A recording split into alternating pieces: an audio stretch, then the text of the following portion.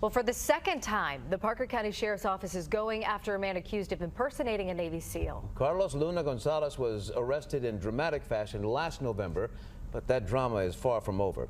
Efforts to bring him to justice span 2,000 miles from Parker County all the way to Puerto Rico. Newsday's Jim Douglas tonight live at the Parker County Sheriff's Office to explain all this. Jim? John, authorities say a man committed theft while pretending to be a Navy SEAL, a wounded SEAL at that, and then he jumped bond all the way to Puerto Rico. Not far enough. He claimed to be a Navy Lieutenant JG, wore a uniform with a SEAL trident, a Purple Heart, and jump wings. When Carlos Luna Gonzalez got arrested for theft in Parker County, he jumped bond and took off to Puerto Rico. That's a touchy subject with a lot of us veterans. Sheriff Larry Fowler asked Puerto Rican police for help. Monday night, he got word they had Gonzalez. They wanted to know if we would extradite, and they wanted to know that within 10 minutes. And they got their answer back in 8. Sheriff Fowler served on aircraft carriers. He couldn't even shine the SEAL's boots, as far as I'm concerned. Gonzalez got arrested the first time in Parker County after a Texas Ranger got tipped off he was claiming military honors he did not earn. Authorities lured Gonzalez to Lone Star Guns in Weatherford with the promise of a rifle. We were going to award him with a firearm for his service. Joey Blanton served with the Army in Afghanistan, and he's a retired Indiana State Trooper. He was glad to help in the sting. I don't wish him any ill will. I just want to see justice done in the case. I want him to stop posing as something he's not. Once Gonzalez took possession of the rifle, Texas Rangers hiding nearby arrested him. I'm going to bring him back here, one way or the other. He picked the wrong county to do this in, I'll tell you. Prosecutors say it was theft by deception when Gonzalez accepted the rifle. That's just a misdemeanor, but jumping bond, that's a felony. Now, there are no charges yet for possibly violating the federal Stolen Valor Act. Live in Weatherford, Jim Douglas, Channel 8 News. The allegations are troubling, to say the least. A Nicholasville man accused of posing as a wounded Marine to receive benefits reserved for veterans. Bluegrass Airport police arrested 40-year-old Jeffrey Alcorn Saturday. Police say he posed as a Marine suffering from PTSD to receive a free flight. And that's not all. As WKYT's Sean Moody explains, it may not be the first time he's posed as a member of the military. Sean has our top story at 5. Jeffrey Alcorn was on the docket in Fayette District Court today. He was supposed to be arraigned on 2 counts of theft by deception, but when the judge called his name, he wasn't there. When Judge T. Bruce Bell got to this case in today's arraignments, Alcorn, you got Alcorn? See, he's had a good season. I don't have an Alcorn. Mr. Alcorn here? there was no response. It's your warrant. It's $5,000 for cash.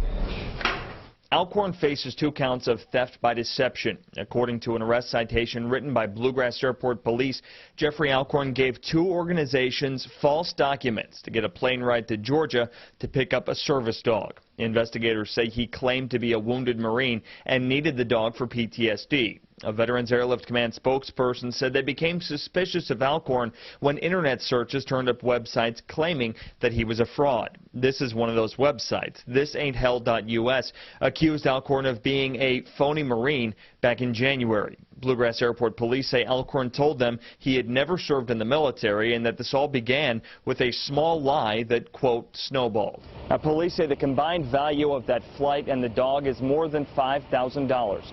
In Lexington, Sean Moody, WKYT. We've reached out to phone numbers and addresses associated with Alcorn, but we haven't been able to reach him. There is a man by the same name listed in critical condition at a hospital in Richmond, but we have not been able to confirm that it's the same man. The ABC 7 News I-team is investigating another complaint of stolen valor, and tonight, this case, a Sonoma County man has taken it a step further. Yeah, he's accused of using a phony military background to convince people to invest in a phony business. And Dan Noyes is here now with a report you will see only on ABC 7 News. Well, Dan and Carolyn, I've exposed several fake Navy SEALs over the years, but investors say this man used all sorts of stories, that he's a Navy SEAL, a Special Forces sniper, a member of the Coast Guard, and the Army Corps of Engineers. All of it not true. And now law enforcement is investigating. 53-year-old Chuck Lyman really didn't want to answer my questions when I caught up to him outside a Sonoma County grocery store. Get out of here. I've got the police on the phone right now. That's all right. It's a public place. Have the police come. He did call the police. Get out of here, man. But an officer told him I had a right to take his picture in public and that he couldn't drive his SUV because of a suspended license. Hey, Chuck, I need to talk to you. Instead of answering my questions, Lyman ignored the officer's order and drove away. What could be so bad that he couldn't discuss it? It was $6,000 I gave him. He was going to give me $18,000 back. Chuck Lyman has a small claims case pending against him in Marin County. Alden Felden says Lyman convinced him he had a deal to buy containers from the Port of Oakland, refurbish them, and sell them to the Army to help bring American troops home from Afghanistan.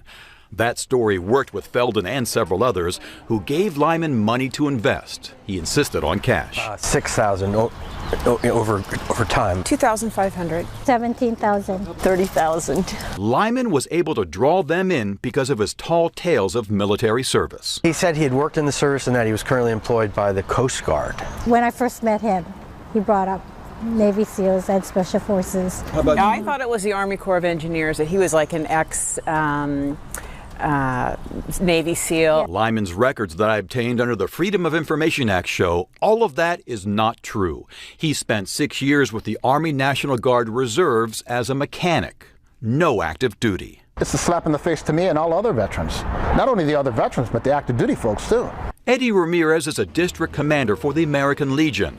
He tells me exaggerating stories of military service and then scamming people out of money is an insult to the memories of those who fought and died. It's hard for us all because we don't want veterans to be represented that way. You claim that you were a Navy SEAL. Oh, you're a bunch of You can believe it if you want. Lyman's own text show he claimed another Navy SEAL and 3 of our Special Forces buddies were also investing in the container deal. And he used his own family in voicemails he left. In effect, if they were investing, the deal must be good. Talking to my brother, they're going to increase, actually they're going to add some more containers to that order, if my brother can do it. So, if you're interested in getting a few more, let me know. Chuck, I need to talk to you. Several people tell me that you scammed them out of money by a bunch of lies.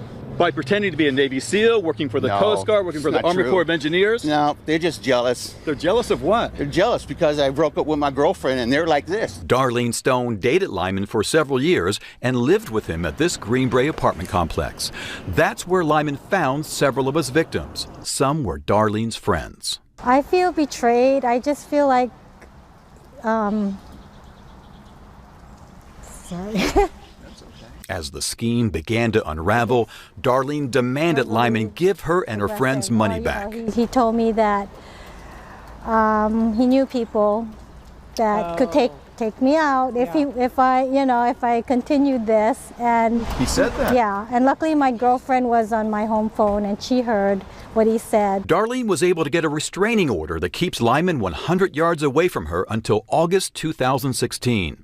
I tracked Lyman to his mother's house in Cotati and approached him in that parking lot. Was there any plan about the containers, about buying containers from the military? They got their money, man. They just want more from me. They got their money. That's right. Susan Farrell did get her $2,500 back after taking Lyman to court. The others are still holding out hope.